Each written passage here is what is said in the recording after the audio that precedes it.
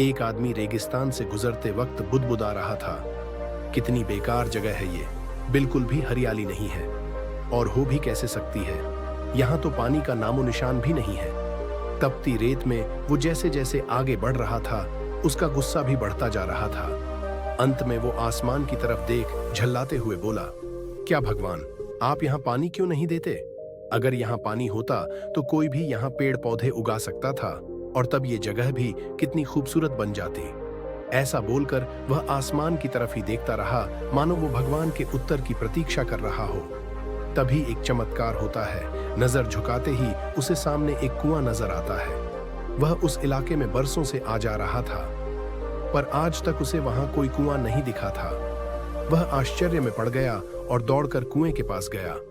कुआं लबालब पानी से भरा था। उसने एक बार फिर आसमान की तरफ देखा और पानी के लिए धन्यवाद करने की बजाय बोला, पानी तो ठीक है, लेकिन इसे निकालने के लिए कोई उपाय भी तो होना चाहिए। उसका ऐसा कहना था कि उसे कुएं के बगल में पड़ी रस्सी और बाल्टी दिख गई। एक बार फिर उसे अपनी आंखों पर यकीन नहीं हुआ। वह कुछ घबराहट के साथ आसमान की ओर देखकर बोला, लेकिन मैं ये पानी ढोऊंगा कैसे? तभी उसे महसूस होता है कि कोई उसे पीछे से छू रहा है। पलट कर देखा तो एक ऊंट उसके पीछे खड़ा था। अब वह आदमी अब एकदम घबरा जाता है।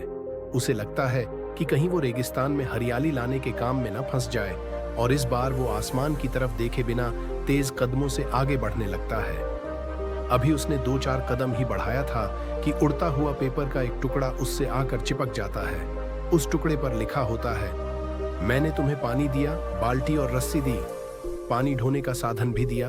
अब तुम्हारे पास वो हर एक चीज है जो तुम्हें रेगिस्तान को हरा भरा बनाने के लिए चाहिए।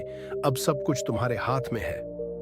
आदमी एक क्षण के लिए ठहरा, पर अगले ही पल वह आगे बढ़ गया और रेगिस्तान कभी भी हरा भरा नहीं बन पाया। कई बार हम चीजों के अपने मन मुताबिक न होने पर दूसरों को दोष देते हैं। हम सरकार को दोषी ठहराते हैं, कभी अपने बुजुर्गों को, कभी कंपनी को, तो कभी भगवान को। पर इस दोषारोपण के चक्कर में हम इस सच्चाई को अनदेखा कर देते हैं कि एक इंसान होने के नाते हम में वो शक्ति है कि हम अपने सभी सपनों को खुद साकार कर सकते हैं।